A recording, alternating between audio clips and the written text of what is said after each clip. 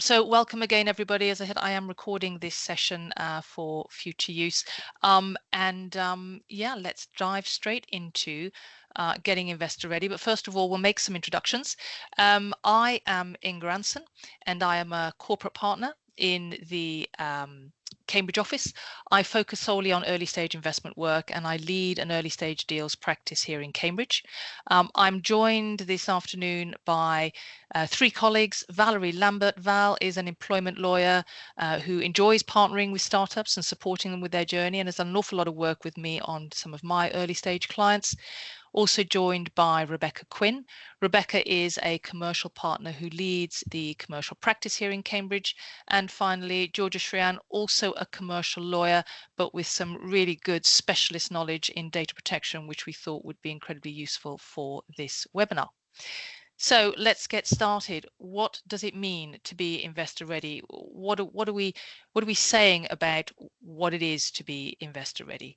We are approached by many founders at all stages of their journey. They will generally have a good idea. They have a team, at least two of them, if not more. Sometimes they've had some early stage funding, but sometimes not.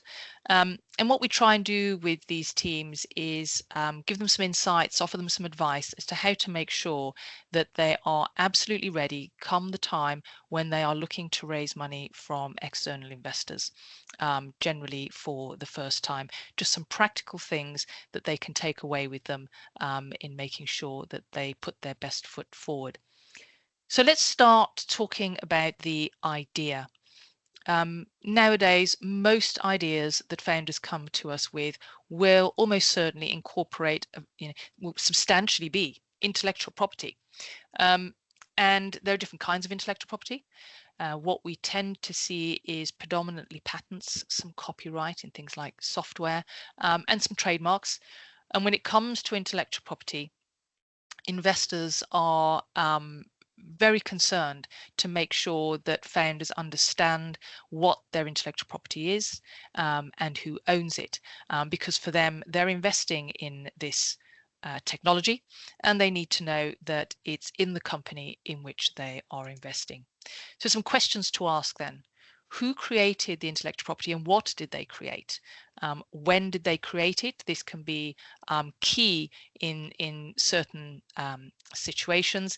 And in answering some of these questions, we can find out what it is, where it is, because there are a few misconceptions about ownership of intellectual property in startups, mainly because many founders continue to be employed by their employers in their day jobs.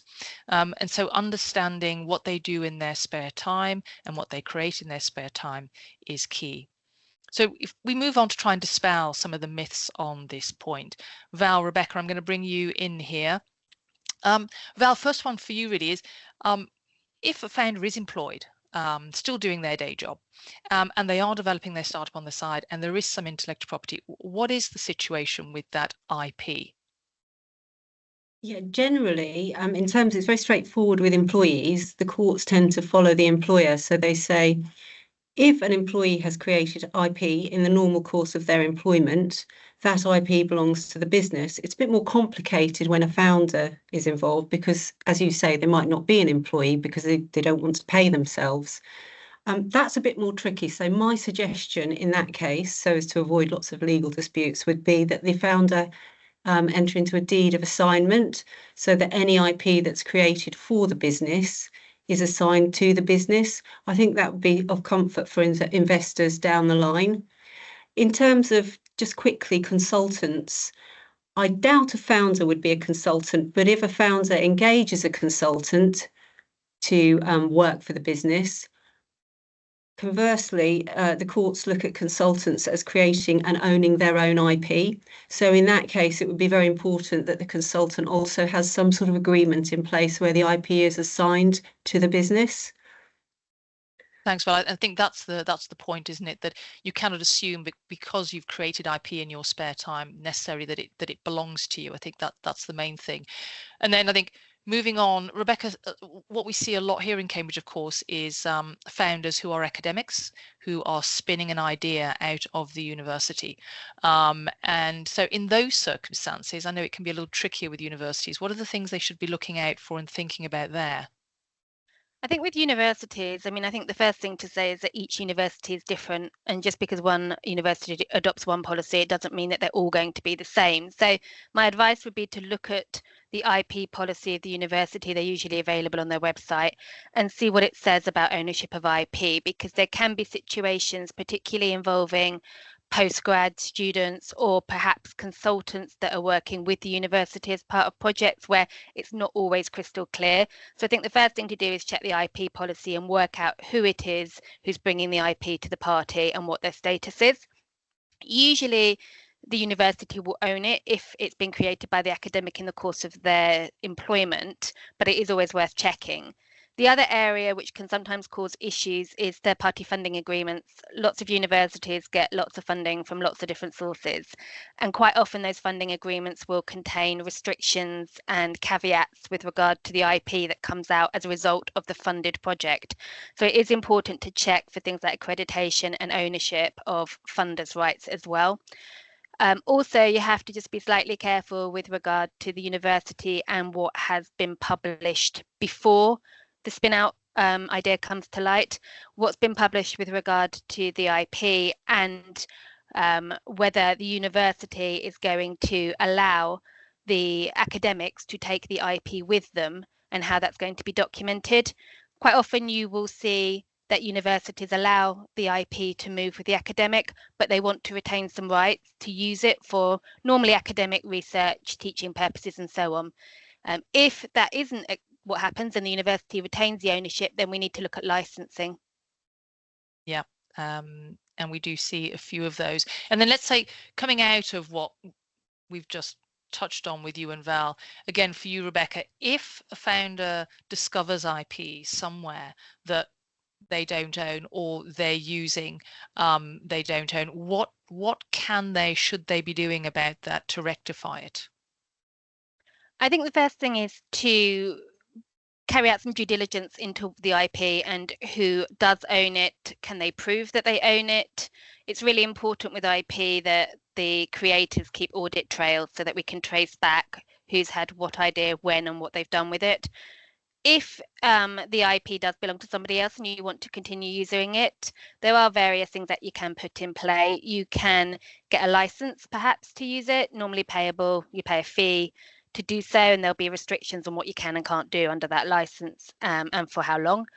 There may be the opportunity to get the IP assigned to you, which means you will basically own it going forward and have much stronger rights in respect of it, but you would pay more for that normally. If you're going to use it without having any such protections, then you need to think about the potential impact that could have if a claim is brought against you for using effectively third-party IPR without the correct right to do so. So you need to think about indemnities and warranties and insurance with regard to that. So I think the first thing to do is to be crystal clear who owns it, and then decide what you want to do with it going forward, because that will impact which route you go down. Yes, and certainly we've seen a few of those over the years. So a key one. Thank you.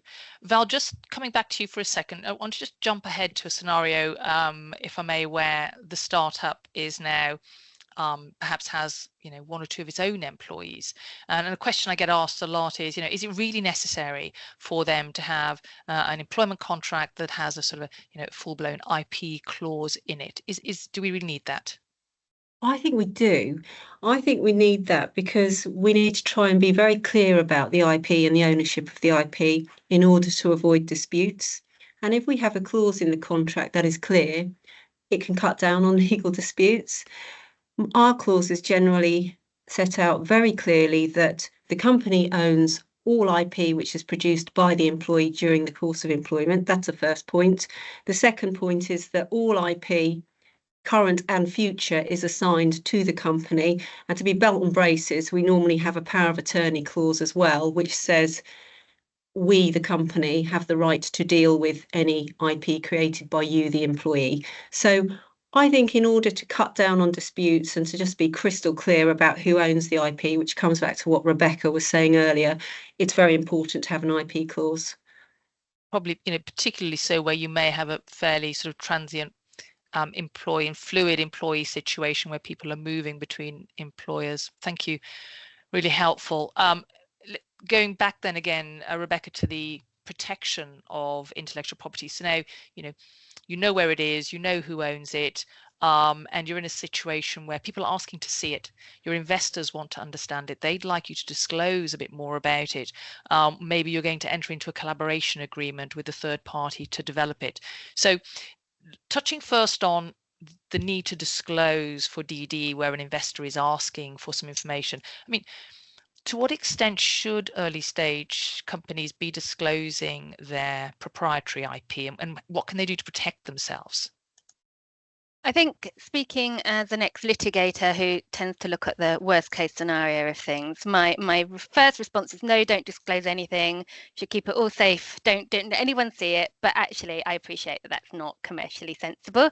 But I think if you are going to disclose information to a third party that is of value to you, then you need to approach it from a what would be the downside to me if this got into the public domain? Because we can put documents in place to try and protect the confidentiality of information and give it protection. But if it got into the public domain, what would be the downside? So I think from my perspective, non-disclosure agreements are always important and valuable, and I would recommend them before you disclose anything to anybody. I think most people think that NDAs are pretty typical documents, but that's not my experience. I've seen some real shockers from my client's perspective, and I would always encourage people to read the NDA. I know that sounds silly, but they are sometimes just sort of glossed over. I would think about the stage in which you're disclosing your information, and I would think about the scope, because basically it is all about the scope. What do you actually need to disclose, at which stage, and to whom, for the purpose for which you're disclosing it. So, for example, with funding agreements, when you're looking to get funding, you would probably want to disclose in stages as you progress through the process. I think you need to be clear about who you're giving access to. It's particularly important if you're disclosing to a company and you don't want it to go into the wider group company, for example. I think you need to be very careful to keep an audit trail of what you've disclosed, when, to whom, and clearly identify the information as confidential so there can be no debate later on that it wasn't clearly identifiable as being important information. I think the other thing to think about is carve-outs of an NDA. Particularly important if there's some element of mutuality here, because if you're receiving confidential information from somebody or IP information and you want to protect yourself going forward, should you independently develop something similar, you need to look at the carve-outs in NDAs. They can be quite wide, so it is worth looking at. And then I think the other kind of practical point that I think is really important is to train not only the other side by giving them a pretty concrete NDA, but also train your own team to be mindful of what they're doing and the importance of the information and to follow their own processes. I was, I guess, fortunate or unfortunate enough to be involved in a project where the founders went to an exhibition to disclose and to promote their product, and they put big banners up, and it was wonderful, and they were very excited. But they actually realized afterwards that they pretty much scuppered their hopes of getting a patent because they disclosed everybody everything at the beginning and hadn't protected it. So I think it is important, and I think it's something that should be considered from the early stages. Yes, thank you. Slight nightmare story there. Hopefully not happened to anyone on this call. But anyway, what happens then when you're looking to perhaps collaborate with a third party to develop your idea, develop your product? What are the things you should be thinking about before you start sharing intellectual property or allowing people to use it? Of course, yeah. I think that you have to be very clear from the outset what it is that you're bringing to the project and what the other side is bringing and who owns that information, because that's your background IP, and normally you want to retain ownership of that. If you are jointly developing something with the other side and you want to commercially exploit it, then you have to try at the outset to think about who's going to own it and in what percentages. Now, I appreciate that it's very difficult at the outset to kind of think what's going to come out at the end of this development. But if you can put some parameters in place, it does at least set the scene going forward for what you both intend to happen at the outset. Do you want to jointly own 50-50? Is it going to be a different split? Do you want the right to commercially exploit? Do you need to get the other side's agreement to do that? Do you each have your own independent rights to commercially exploit the IP? I think there's also the option to talk about licensing your IP to the other side, a mutual, coming back towards you, and what your rights are in respect of that and what you can and can't do to modify the other party's IP that's been brought into the project. I think it's just very important to have those conversations early on, because it may be that perhaps you're not approaching it with the same goal in mind. And so it's important to try and just put down on paper, if you can, what you think is going to happen at the outset. You may have cross licenses to use the IP for a particular purpose, for example, and not stray beyond that to give some sort of parameters. But I think the other thing to think about is if you are receiving, I think more importantly, third-party IPR and you are using it for a purpose going forward, you want to be clear that the person giving you their IP owns it. So again, some due diligence pretty early on is always a good thing. And then consider third-party IPR indemnities so that if something did unfortunately go wrong and there was a claim, that you have some recourse. Obviously, if you're both presenting IP to each other and using it together, then they'll probably want the same back from you. But I do think it's worth a thought. Thank you. Right, we'll move on to the team then next. So when investors are looking at the team, this is something that some teams can perhaps overlook or take for granted. But in my experience, investors are looking at whether these teams are investable. And what does investable mean? It can mean a multitude of different things to different investors. But on the whole, what I find is that investors are looking at qualities like, do the team, do they work well together? Do they listen to each other? Do they take on board, each other's viewpoints?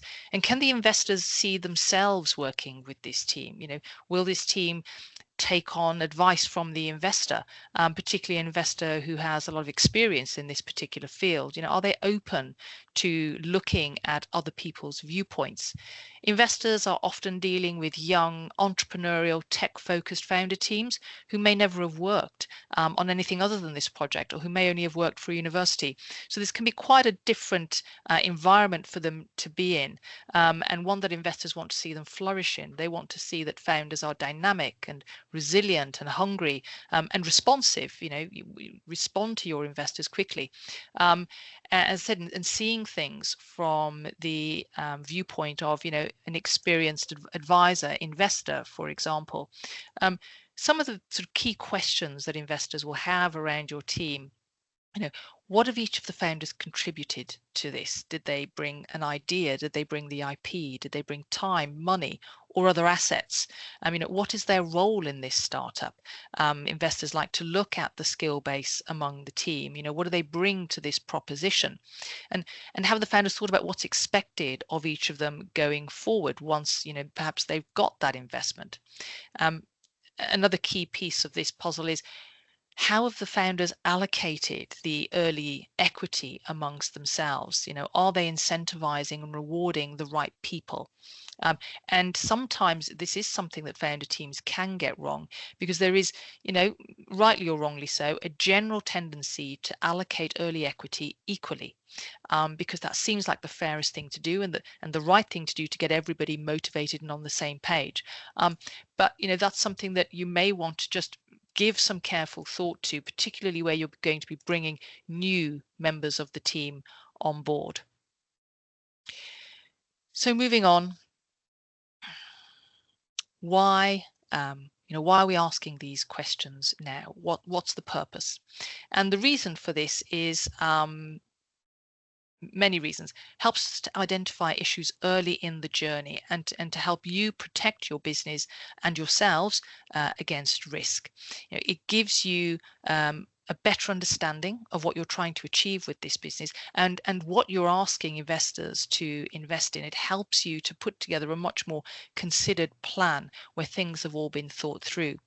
And it shows investors that you understand your business. It gets them comfortable that this is an investable proposition. So moving on from that, what do you then do with this information? We've done it, but how do we demonstrate to investors that we have done this and that we're effectively managing risks we've identified? And a couple of really simple things we can do here. One is a shareholders agreement. And it doesn't need to be long-winded or complicated. It can be an incredibly simple, short-form document, 2 or 3 pages. Something I produce for founder teams quite a lot is what I call, a little shareholder letter. And it just covers some of those really key headline issues. Things like, how are decisions going to be made in this business moving forward? Who makes those key decisions and how? And whilst it is the board of directors that drives strategic decisions and makes those decisions, and sometimes this may only be 2 or 3 of you, because board decisions are made by majority, sometimes shareholders may feel that's not quite good enough for certain really important decisions where they may want complete unanimity on certain things that are done moving forward. Something else that we think about, and I've touched on this, is this idea of awarding new shares or options, perhaps to incentivize people. And even in those earlier stages, it may be that you're bringing on board a new founder. So how do we manage that? What do we do when we want to do that? Whose permissions do we need? And there's something else to think about. What if one of you leaves? If a founder leaves, how do you deal with the founder? And secondly, how do you deal with their share allocations? Because investors don't generally like to see a situation where a founder has left and retains, a fairly substantial equity holding in this business, where you have other founders essentially working for the exiting founder and improving the value in their slice of that pie. So a key issue to think about, and it may be a while before you enter into your first, what I call your first proper shareholders agreement with an external investor. And some of these things may happen before you even get to that stage, putting you in a situation where you have no way of resolving them, and then scuppering your ability to move forward and get investment. So having some of these things in play early, it can be pretty key. And finally, just a word on restrictive covenants. Should founders, again, if they leave, should they be able to compete or work with other members of your founder team or your employees or anybody else that happens to be you happen to be working with at that particular time? So it can be simple, but we probably just need to cover off some fairly strategic points there. And then employment and consultancy agreements. We regularly come across scenarios where founders haven't thought about or perhaps understood their roles in the startup. Are they employees? Are they consultants, for example? What is the position? So Val, if I can just come back to you on this, could you just run through for us the key differences between an employee and a consultant and why it matters and why it should be properly documented? Yes, Inga.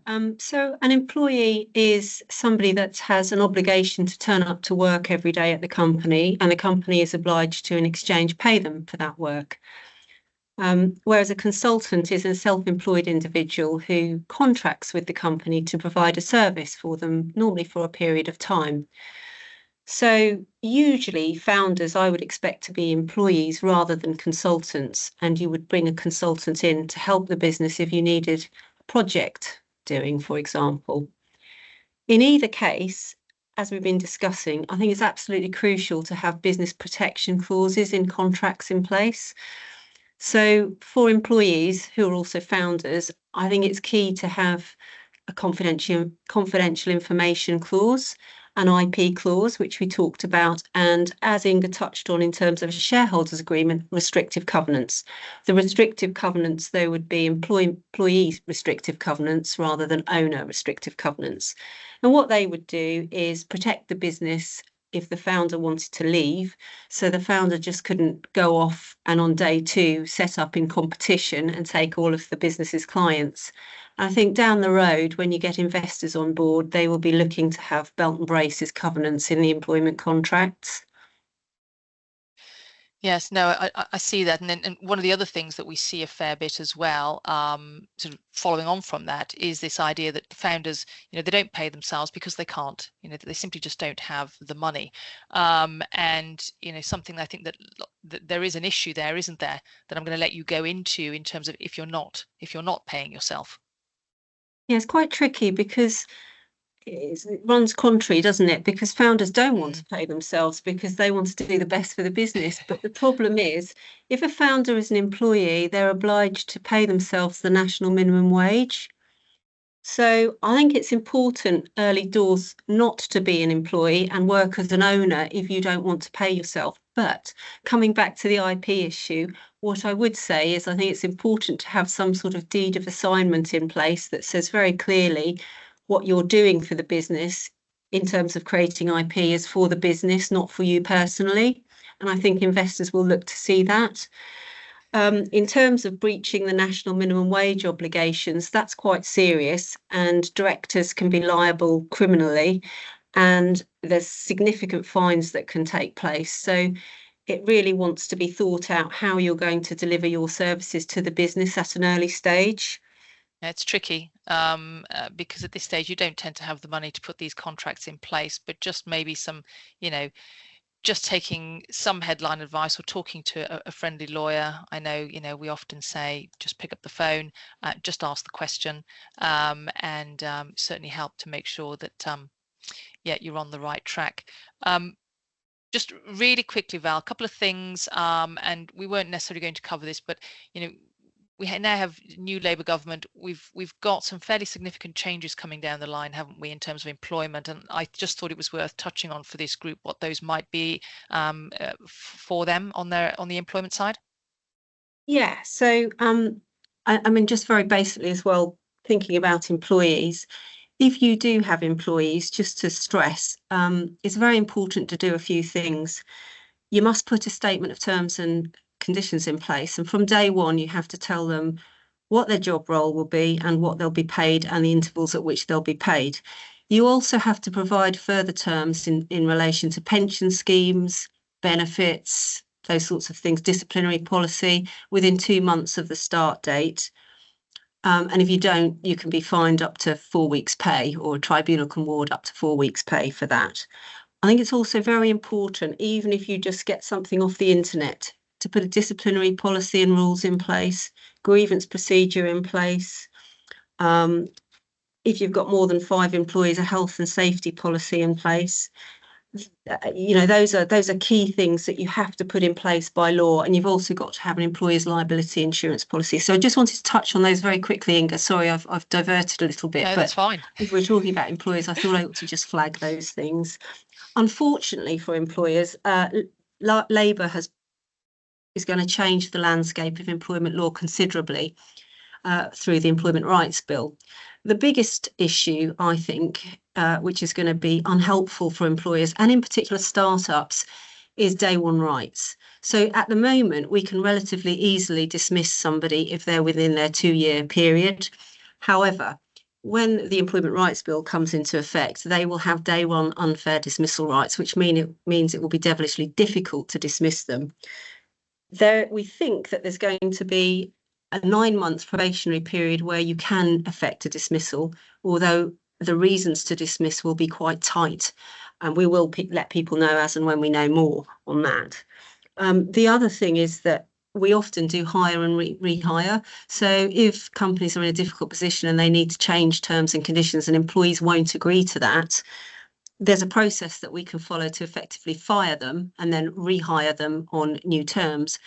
That's basically going to be put to bed. There is going to be a very limited right to do that, and that's basically where the company is potentially insolvent unless it does something with its employees. Recently, the government put in place lots of legislation in terms of sexual harassment in the workplace, and that's now been extended dramatically. it's a positive duty now on employers to prevent sexual harassment in the workplace, and that's not only by its employees but also by its third-party contractors. So at the moment we're looking at putting in place clauses in supplier agreements so that they take the responsibility and they indemnify us if anything happens. But that's quite a tricky one, and there's a huge amount of damages that can be awarded in that respect. And the last couple of things really are that statutory sick pay will be payable on day one going forward, rather than after the 4th day. And the right to reject flexible working requests will become much tighter. There'll still be an ability to reject flexible working, but it will be much more tight and it'll be harder to do. So those are the headline points, Inga.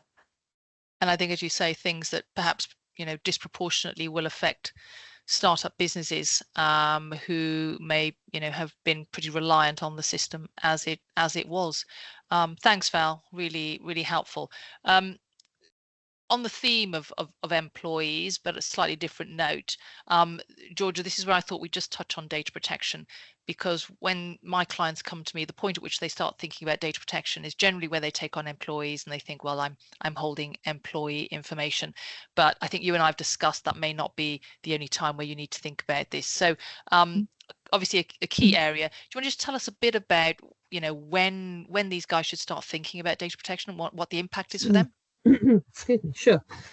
Yeah, I mean, it's common to start worrying when you're taking HR details down for new employees, but there is actually, data is far wider reaching than that, and especially for the university spin-offs, if there's research involved, there could be personal data, and that might even be shared with other research bodies or with university across the university departments.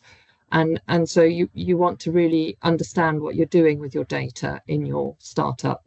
So one of the key things is really we call it a data audit. Really, it is analysing what personal data might you be collecting for the business purposes, not just about your staff, but in your new business. If it's a very tech-based business, there's a good chance that there is what we call data processing, or processing on behalf of future clients that's intended. Usually, a startup business will be slowly perhaps building 1 or 2 clients and building a little bit of a customer book. But if you buy in records, which I've seen done, you might be buying personal data that's not been lawfully collected.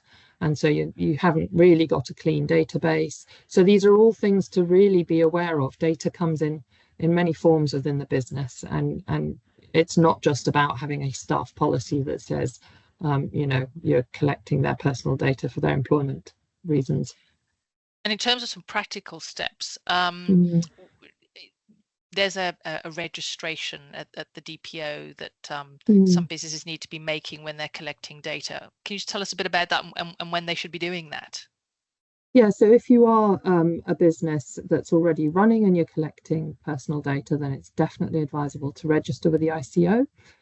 They have what they call the fee payers register, and it essentially identifies any entity that collects personal data, and they should register with the ICO. It costs £40 a year. It is not expensive, and it's a safeguard essentially. You don't really want to be collecting volumes of personal data without getting yourself registered. It's definitely a sensible move.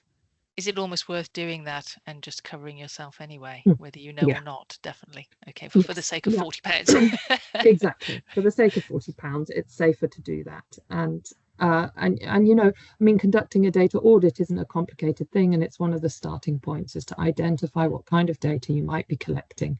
And you can do that in many ways, into a table, mind map on a piece of paper. Nothing we're formal, not fussy what that looks like. It's a case of know your data, know what you're doing. Okay, brilliant. Thank you. Okay, so I think if we move on now to perhaps what is more my area, and we'll cover some of the key documents and provisions that you're going to be asked to implement as part of your first investment round, whether that's angels or a VC or some other type of external investor.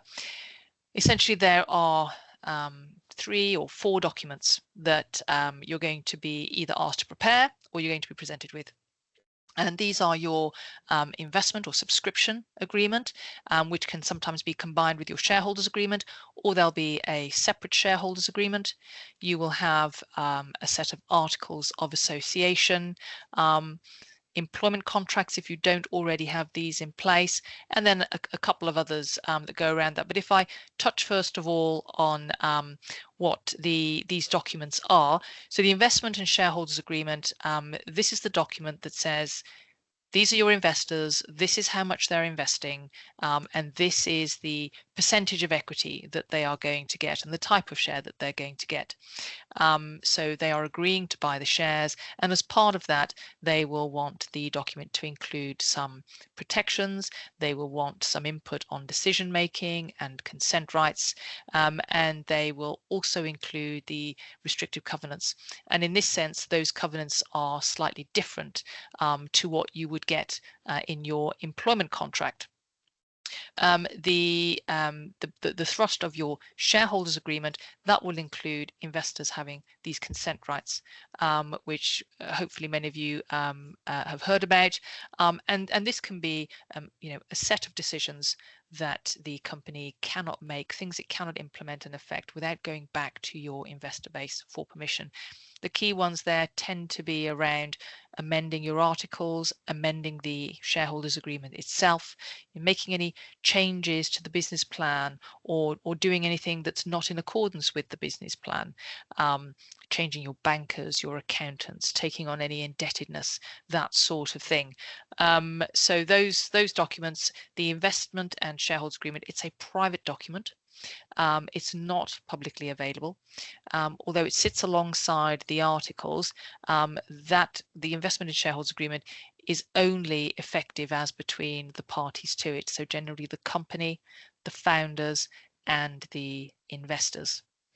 And if we move on to the articles, this is a public document. Most of you will be aware of that. It's filed at Companies House. Anybody can see it. And this document, it's also a contractual document, and it's a contract between the company and its directors and the shareholders, and can be breached in the same way as your investment and shareholders agreement. Slightly different consequences for breaching the articles to that of the shareholders agreement, but a breach nonetheless. So you do need to make sure that you are complying with your articles as well as that investment and shareholders agreement, unless we get permission to do otherwise. But looking at the articles, the sorts of things that will cover are, if you have different types of share, it will set out the different rights attaching to your shares or to the shares in issue in the company. Generally, shares have mostly 3 types of rights: the right to vote, right to income, which is dividends, not generally awarded in early stage businesses, and then what happens on a sale, what do those shares get back on a sale. Other things in your articles will be, preemptive offers of shares. If you're thinking about allotting new shares, if companies are allotting new shares, then ideally it should be offering that opportunity to its existing shareholders to enable those shareholders to maintain their preemptive, rather their proportionate entitlement, so that they aren't diluted. In practice, that doesn't tend to happen because you will get permission from your shareholders to allot shares to a new investor coming forward if everyone is comfortable to do that. It'll cover what you do when you're trying to transfer shares between people. If anybody wants to sell shares, generally the provision is that anyone wanting to sell shares must offer those shares back to the existing shareholder base before they can offer them to a third party. And they must be doing that at the same price. So you can't offer shares to your shareholder base at a higher price than to an external third party. Sometimes there will be anti-dilution provisions, not often, because anti-dilution provisions you can't generally use where you have an SEIS or EIS investor.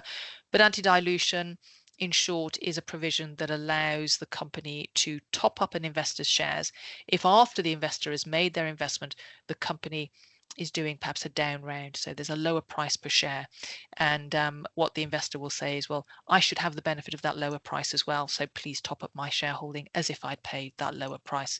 As I say, not something that SEIS and EIS investors can benefit from, because they can't protect their investment in that way. They must be at risk in the same way as the founders, for example. Drag along and tag along, again, probably something you're very familiar with. Drag along is a provision that allows a large proportion of the shareholder base to force a minority along where there's been a really good offer for the shares. So the idea here being that an investor will never want to be held to ransom by a minority shareholder if there has been a decent offer for the company. And tag along is the converse. What shareholders don't want is to be left in a situation where, say, a majority of the shareholders sell their shares and leave perhaps a 48% minority behind. So if there's a change of control because a group of shareholders sell, then the minority who are perhaps being left behind can force the buyer to also make them an offer to acquire their shares. And the rationale here is that investors will say, well, I didn't choose to be an investor in a company with that buyer, and so I'd like out as well, please. Thank you very much. And then for founders, a key provision here is the good leaver, bad leaver, and I may, I think, cover this on my next slide, but can't remember.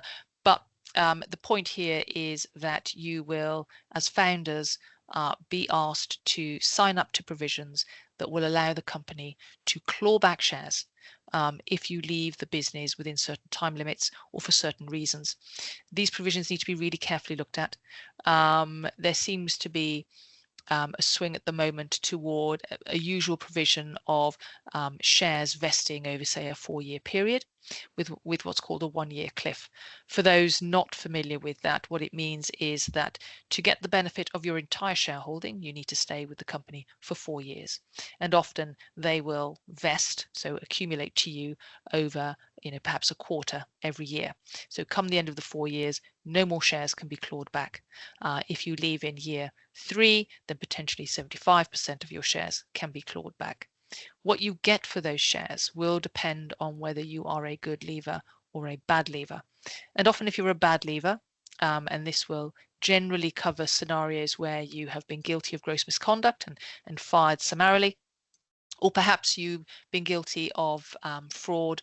In those circumstances, often the company will have the ability to take back all of your shares at nominal value. So you will see no value for those shares. Hopefully that never happens. But there's the bit in between where perhaps year 3 you suffer a change of circumstances, and for some reason you need to step back. Maybe you need to become the main carer for a member of the family. And in those circumstances, I often say, my view is I don't think founders should have to lose all the value that they have helped to create. But in protecting the founder's position there, we need to make sure that those good leaver, bad leaver provisions, do work for the team and also for the investor, of course. We've touched on employment contracts, as Val mentioned. And then I think moving on, Megan, we've covered the lever investing, but let's talk a little bit about warranties. Warranties are the protections. You may remember I talked about investors wanting protections when they enter into the investment agreement, and the warranties are the key protection that an investor will get. Warranties in your subscription agreement are a series of statements about the state and condition of your business, and this is where everything we've been talking about so far really comes into focus, because if you don't know where your IP is, or you don't have a contract of employment for an employee, or perhaps they don't have a visa to work in this country, this is where this stuff will start to surface, because there will be a series of warranties in your subscription agreement that will say to the investor, everything is okay. So to give you an example, there'll be a warranty that says the company owns all of the IP it needs to be able to operate the business. Now that may not be true. And if it's not true, the founders protect themselves by making what we call disclosures. So if it's not true, and as Rebecca said, maybe there's a license where you are using somebody else's IP in conjunction with your own, the disclosure will say something along the lines of the company owns this IP, but it needs this additional third-party IP to be able to operate properly. And we have all the right licenses in place to do that.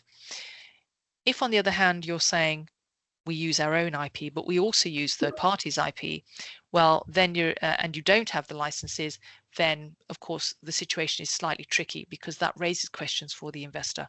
Well, how are we going to operate the business if we don't have the right to use this IP, as Rebecca mentioned? So the reason that we're talking about getting investor ready is because these warranties will throw up questions that ideally we've answered before we get to this point. If we get to this point and some of these issues are still coming up, this is where they may still easily be resolvable. But if they're not, then you're in a situation where it may hold up the fundraise. Or investors may be just a little less confident in your ability or your understanding of what you need to run the business. And so they may go to value and say, well, we're still willing to invest, but we're not going to take as much of a risk as we were, because it's not quite what we thought it was. And there is still some issues here that need to be resolved. So this is the real crux of making sure you're investor ready. We don't want to get to a situation where we are closing a round and an issue that is pretty fundamental to the proposition causes the whole fundraise proposition to collapse. So that's warranties. We've talked roughly about leaver and vesting provisions. As I say, what I'm seeing a lot of now is that shares will vest over 4 years with a 1-year cliff, so that if you leave within the first 12 months for whatever reason, you will lose all of your shares. That's what the cliff essentially means, and it is generally a 1-year cliff. So we need to be comfortable that, in our view, that is fair. A lot of founder teams, by the time they get to this point in their journey, have spent a lot of time, maybe even a couple of years working in this business. And so a question I often have at that stage is, well, should you lose all of your shares in year 1 because something happens outside of your control and you perhaps have to step back? So that's why we should be thinking about whether those vesting provisions work for you as an individual, but also making sure we can explain that to the investor. And then restricted covenants, we talked about that in the context of an employment contract. They are, I think, Val, it's fair to say they are less, they're not as strong in an employment contract as they can be in the shareholders agreement. And there's a reason for that. Generally, you shouldn't be trying to prevent somebody from working going forward. But what you can do if you are a founder, what an investor can do is they can protect what they've invested in. So they can have longer covenants. Generally, Val, I think about 6 months in an employment contract, not much more than that. Up to 12. 6 to 12, yeah. 6 to 12. Whereas you can have them for a fair bit longer in your shareholders agreement.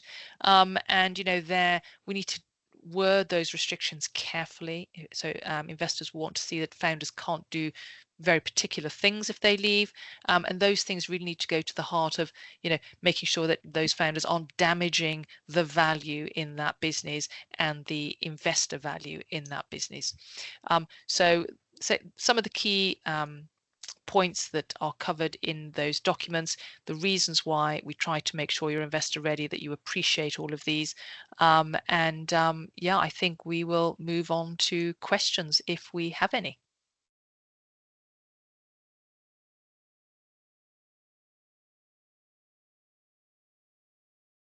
Let's check on the chat. Thanks, Megan.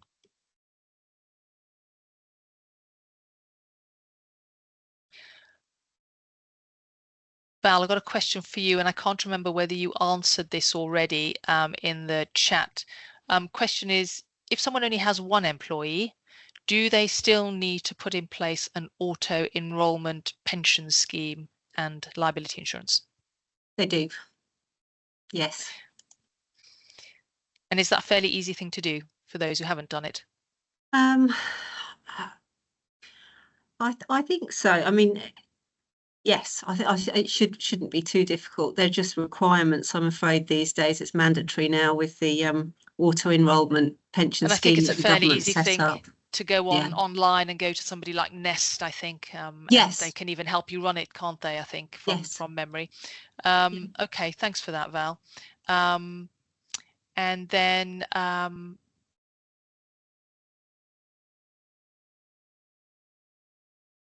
another one, Georgia, just says someone wants to use an IT consultant to manage their database. And he's a freelance who works from a different country. Is that a problem?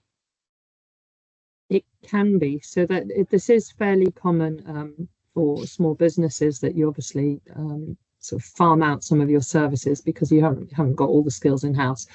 And I've come across something quite similar in the past.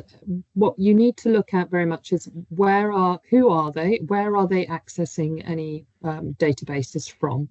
And there are certain territories which are really problematic, and there are other territories which are fine. So it does need to be looked at.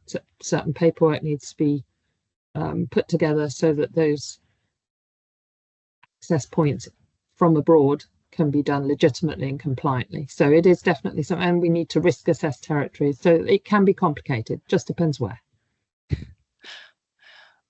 I find data protection fairly complicated anyway, so I'm glad that we can call on you for that. And then I think, again, we may have covered this already in the chat, Val, but another question: what sorts of restrictive covenants do we recommend for a founder employee? For a founder employee, I would recommend the whole suite of covenants, I'm afraid. So I would want a non-compete. Currently, the maximum period we can have is 12 months in an employment context, but the government's consulting at the moment, and we think that's going to be reduced down to 3 months. The other covenants that I would want in there would be a non-solicit of clients, a non-deal with clients, and a non-solicit of employees. And usually for key men such as founders, it would be 12 months. Thank you.